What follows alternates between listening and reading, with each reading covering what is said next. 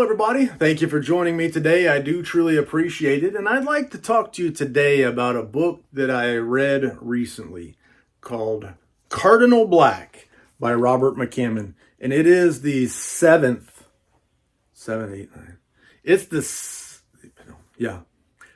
book in the Matthew Corbett series.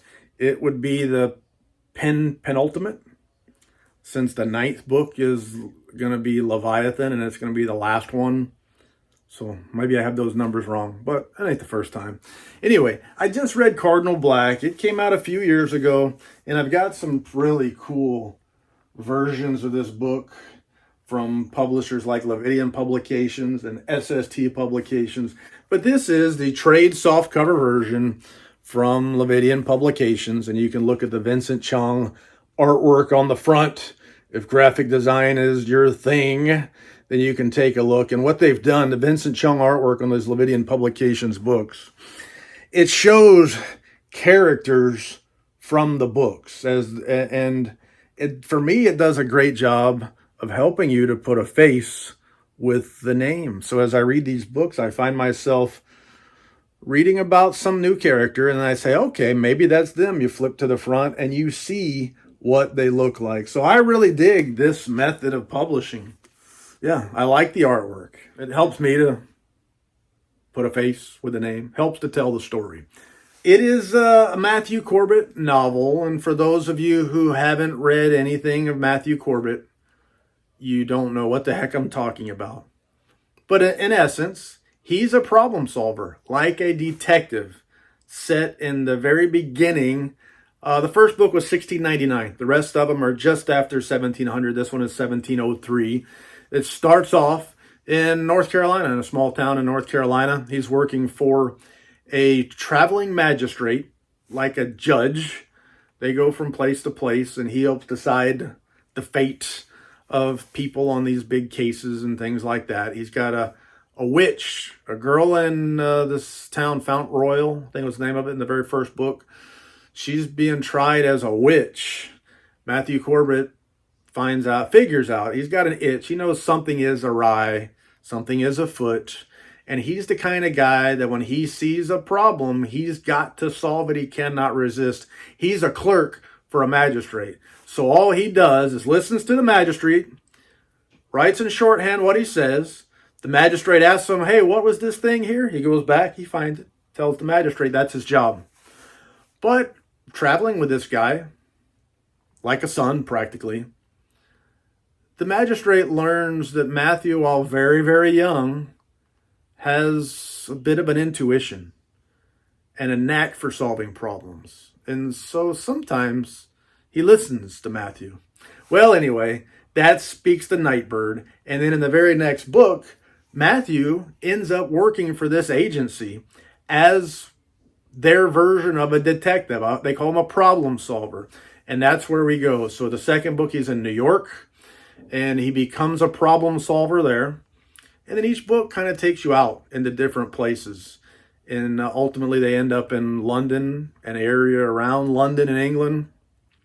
And the next book, King of Shadows, they go to Italy. He's got to find somebody in Italy. So I'm excited about that.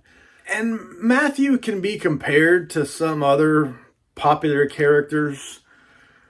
Some people say James Bond. I don't really see that. I think more along the lines of Sherlock Holmes probably is a little bit closer, although he's not Sherlock Holmes. He does have that knack of kind of putting things together, remembering things that everybody else has forgotten, bringing them back to the front and using it to help figure things out. So he's a great character, and it's a great set of stories. I've really enjoyed every single one. We've gotten to the point now in this series, after Providence Rider, we get to River of Souls. And River of Souls, Freedom of the Mask, Cardinal Black, and I've got to think, I haven't read it yet, but King of Shadows, it's all just a story. So the first few books, you'd have a fully enclosed story. It'd all be done. And in the next book, you'd start with a new story, a new adventure. But after Providence Rider, when you get to River of Souls, from here on, it's continuing a story to the ultimate, which will be Leviathan, finishing it off. And so when I'm doing a review like this, I kind of find myself almost not remembering what was at the end of one or at the beginning of the other. So I might mess that up here. I don't know. I mess up sometimes. Sorry. But I hate to say it. I really do. Because I've really loved some books in this series. But I almost think this was my favorite one so far. Kind of. I really had fun reading this book. And for a little while, over the last couple of books, I started finding myself feeling like Matthew Corbett is, I don't know what to say, inadequate. Found myself thinking, if he wasn't always being saved, he wouldn't be up to the task. And this book has a moment in this book, I'll tell you up front. There's a moment in this book where I thought to myself, if he doesn't do this thing, I'll be so disappointed. It's past the point. He's got to be able to do this. A moment of truth. And guess what? He comes through. He does the thing that I feel like he has to do. When you read it, I think maybe you'll be able to pick out that moment and you'll know what I'm talking about. But anyway, Matthew Corbett, it's a long road of things that have happened in the previous books, but he's been released by Professor Fell. Him and Julian Devane, their job is to go find a book of potions or spells that Cardinal Black took, and to find somebody who can read and understand and make the potions. So they've got to go track Cardinal Black down. Julian Devane, he's got an idea that they kind of figure out together, essentially, that a Navy admiral must have helped. So they kind of go down that avenue.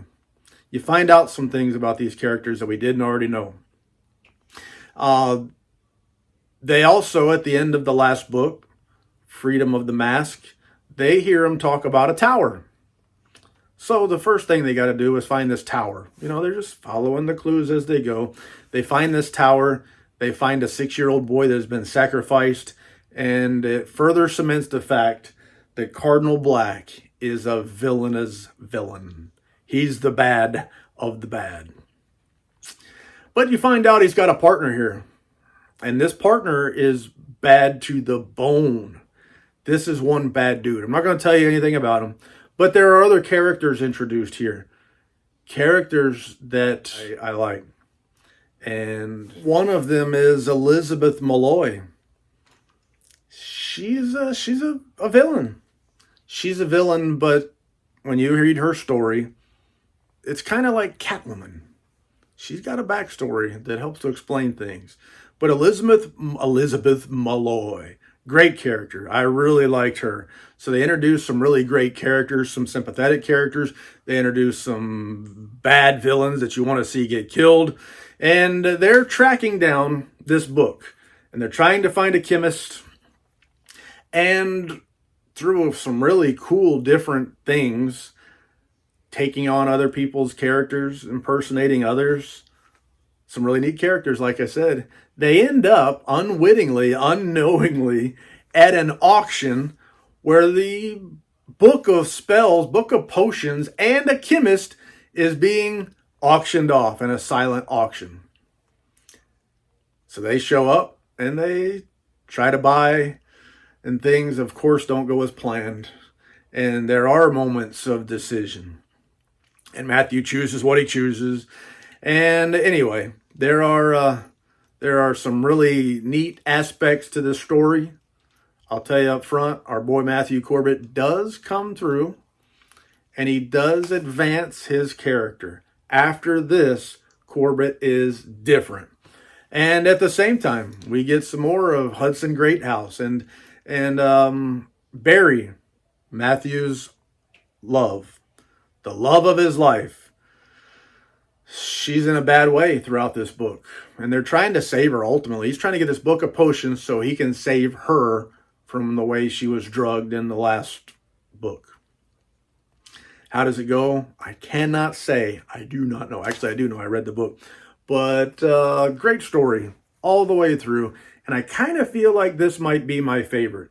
Some great characters. The turn of events in this book. Julian Devein's awesome. He's not a good guy. He's a bad guy. But Hudson Greathouse also very good in this book. In his parts that he's in this book anyway. And he's not in the majority of the book. But he's a great character. But the story as it goes had me the whole way. I liked it all. I kind of feel like it's my favorite book in the whole series. So rating is 5 stars of 5 stars. I love this book. I cannot wait to see what happens next in 7 Shades of Evil. Not 7 Shades of Evil. That's a collection of short stories. King of Shadows. I cannot wait to see what happens next in King of Shadows. And then this December, Leviathan comes. The last one. So I got to read King of Shadows. And then I'll be ready for Leviathan in December. Be ready for Robert McCammon at the Alabama Booksmith. For the first time, I will have seen him completely caught up on the Matthew Corbett series. It's going to be a day, I tell you. He probably can't wait to see me. He's been saying for almost a whole year now, for more than a year, cannot wait to see Tim from It's Terrific. I miss him. That's what he's been saying. That's what I've been saying about him. So it's going to be a grand reunion. I hope Philip Fracassi can join us. Jeff Terry, I'll get to see you again. Get to see some of my other friends from this book world that we live in there too, hopefully. But anyway, when you read this series, Matthew Corbett series, you got to read it in order. You will be, at this point, you'll be lost. If you jumped in and read Cardinal Black right now blind, you'd be lost.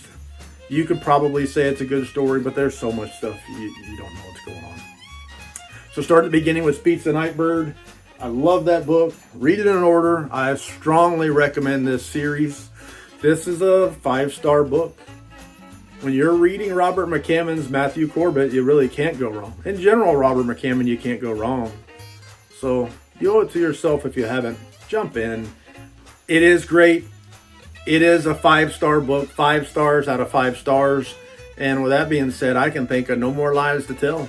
So thank you for your time. I do truly appreciate it. C'est la vie, baby. Doo-doo.